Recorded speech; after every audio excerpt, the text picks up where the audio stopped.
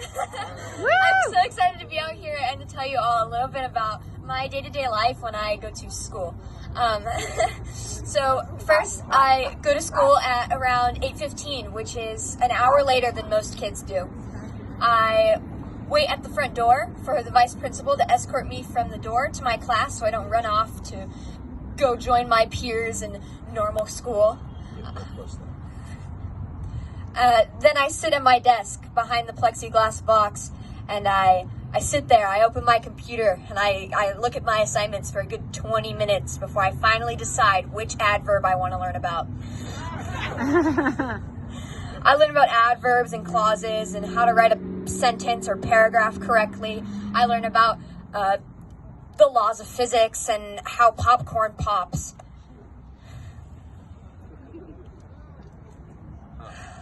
It's really frustrating when you build robots one day and do first grade math the next day. So I sit there, I get 1 or 2 assignments done, maybe a few tests, and then I get up for lunch and I leave. That's my day, every day. Boo! It's an endless cycle of just the same thing, day after day. But then you have to add other factors into it, whether I come home happy or not, you know. We rate my day on whether I was harassed at school or not. That's the bar. Oh, how was your day? I'm doing great, you know. Nobody yelled at me, nobody tried to kill me. It was a good day. You know? Yeah. But then there's the bad days when kids do try to start stuff. And then said kids get suspended from school, and they now have a security guard following them around school to make sure I don't die. True story. Yep. Yeah, she's been. The discrimination going on in my school against me personally is unacceptable. Agreed. It's infuriating. It's infuriating.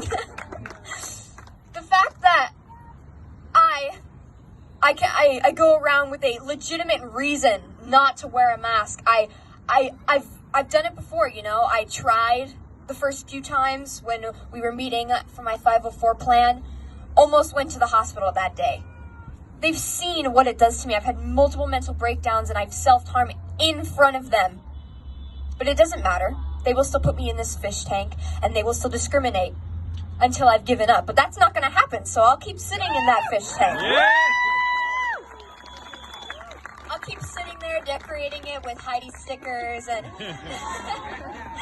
all sorts of other things. I got a sticker for her. I gotta get this sticker. Yeah. Until they realize that I'm not going anywhere. That I'm going to continue to sit there You got a until I sticker get back for into my normal classes. So Not we're really. changing my 504 to an IEP, Next time. which means they have to follow it more strictly.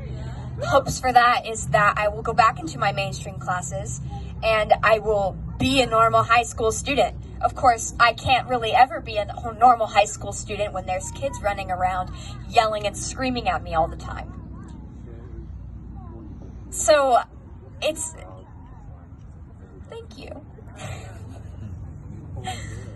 But it doesn't really bother me, the constant harassment and kids driving past me, screaming at me, chanting at me in large groups that I need to put my mask back on. Because I don't care what they think. I don't care that they don't educate themselves. I don't care that they think that what they believe needs to be enforced on me.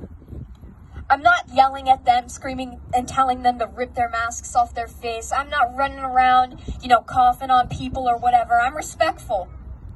And I will continue to be respectful.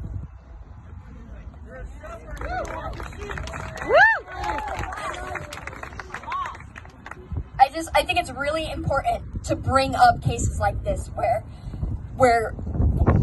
a small group or even a certain person in this case is being discriminated against. It's not like I haven't seen all sorts of other kids at my school without their masks on, or they wear it under their nose. Do they get yelled at? No, because the entire staff is too busy harassing me. It is so important that we find these cases and we dig them out from underneath. And that we stop it. We stop the discrimination, because it's honestly a horrible thing to single out a certain person for having a mental disability.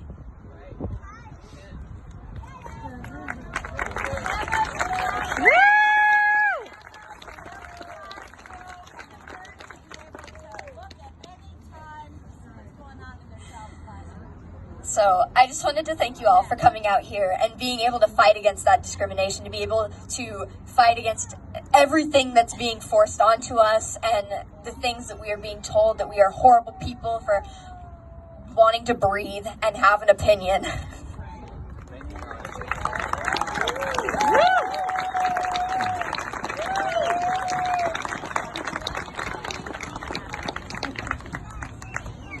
If a friend